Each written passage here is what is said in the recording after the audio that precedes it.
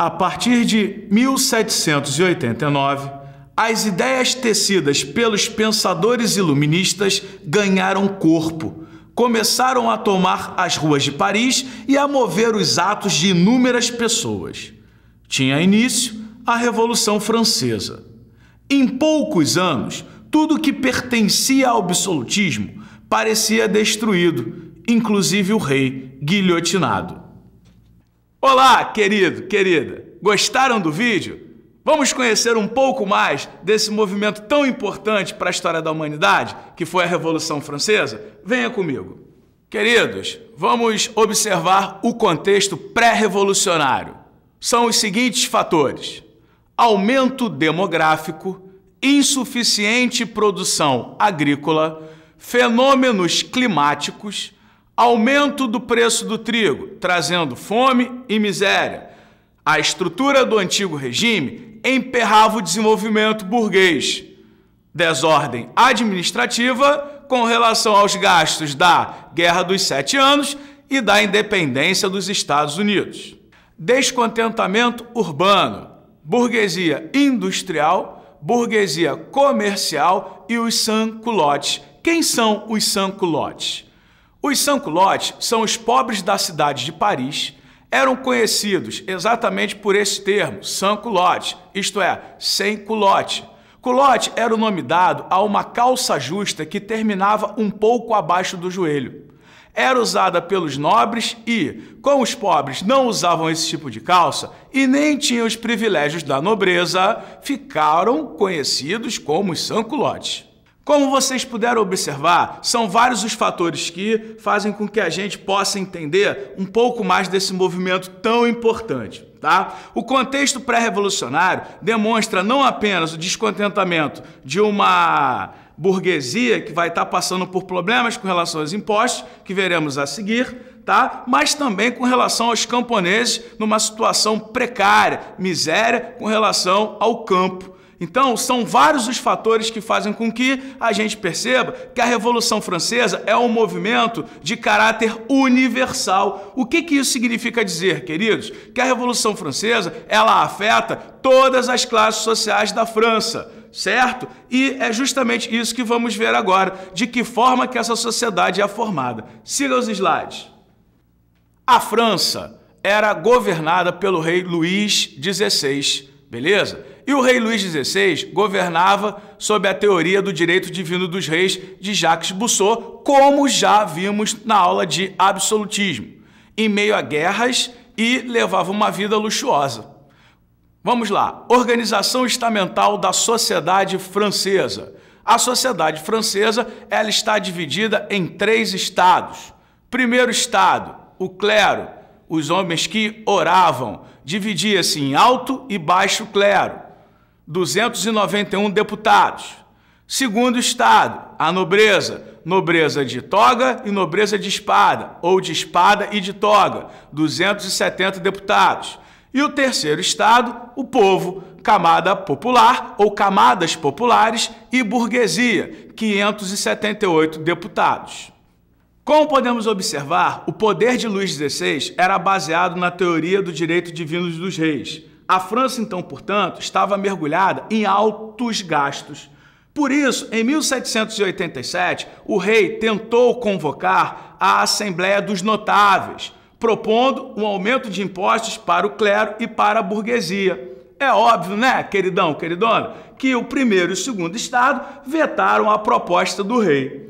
Por conta dessa circunstância de estarmos mergulhados numa situação econômica tão complicada, foi cogitado, então, portanto, se convocar a Assembleia dos Estados Gerais, com a participação de membros do primeiro estado, do segundo estado e do terceiro estado, para justamente tentar recolocar a França num caminho de prosperidade. Porém, a convocação dos Estados Gerais era, de certa forma, complicada, porque, já que o rei mantém o poder, através da teoria do direito divino dos reis, convocar a Assembleia dos Estados Gerais demonstraria uma certa fraqueza. Concorda comigo, querido? Vamos lá, vejamos nos slides. A Assembleia dos Estados Gerais era formada por representantes dos 3 estados, clero, nobreza e o terceiro estado. cada um possuía direito a um voto. Essa Assembleia não era convocada desde 1614. Como podemos observar nos slides, em termos de representatividade de estados, se você somar os votos do primeiro estado mais do segundo estado, não sobrepõe os votos do terceiro estado. Então, portanto, o terceiro estado sairia vencedor da Assembleia dos Estados Gerais. Porém, é claro que tanto clero quanto burguesia não querem que isso aconteça. Então, na Assembleia dos Estados Gerais, o que aconteceu, meus queridos? Vamos lá. A votação passou a ser única, ou seja, um voto para cada estado. A Assembleia dos Estados Gerais não era convocada desde o ano de 1614. Botino, por que ela não era convocada? Exatamente, pessoal, como pudemos observar, o rei ele baseava o seu poder através da teoria do direito divino dos reis, correto? Então, a convocação dos Estados Gerais de uma Assembleia onde haveria a participação tanto do primeiro, segundo e terceiro estado demonstraria uma certa fraqueza por conta do rei. Um outro detalhe que a gente pode observar qual é? Olha só, a representatividade do primeiro estado era de 291 deputados, beleza? A representatividade do segundo estado eram de 270 deputados. Legal? Só que a representatividade do terceiro estado eram de 578. Então, se você somar os deputados do primeiro estado mais os deputados do segundo estado, o que você vai perceber? Que primeiro mais segundo juntos não conseguiriam sobrepor o número de deputados do terceiro estado. Então, como é que foi a votação dentro da Assembleia dos Estados Gerais? Cada estado teve direito apenas a um voto. Vejamos então, queridos, uma charge muito clássica da representatividade dos estados. Vamos aos slides. Essa charge critica a sociedade francesa do século XVIII. A pessoa que está servindo de cavalinho, para os outros é um camponês. Os que estão montados nele, um padre e um nobre, são os privilegiados. Essa charge, então, portanto, é muito importante. Conforme observamos, o terceiro estado, então, portanto, era o responsável por carregar o primeiro e o segundo. Então, queridos, como podemos observar, só o terceiro estado que pagava os impostos. Então, na Assembleia dos Estados Gerais, que foi convocada a pedido do ministro Necker, o resultado acabou favorecendo o primeiro e o segundo estado, que se uniram contra o terceiro estado. E o terceiro estado, não satisfeito, tomou algumas providências que, de certa forma, desagradaram ao rei. Vejamos nos slides. Luís XVI dissolveu a reunião. A consequência foi justamente o juramento da Sala do Jogo da Pela. O terceiro estado, quando saiu da reunião dos Estados Gerais, procurou exatamente a Sala do Jogo da Pela. Sala do Jogo da Pela que só era frequentada pelos membros da nobreza. E ao tomar a Sala do Jogo da Pela, qual era o objetivo principal do terceiro estado? Vejamos nos slides. 9 de julho de 1789, a formação da Assembleia Nacional Comum, 1789-1792, com objetivo muito claro, uma nova Constituição para a França. Paralelo aos acontecimentos da Assembleia dos Estados Gerais, vejamos de que forma a Revolução tomou as ruas de Paris. Siga os slides.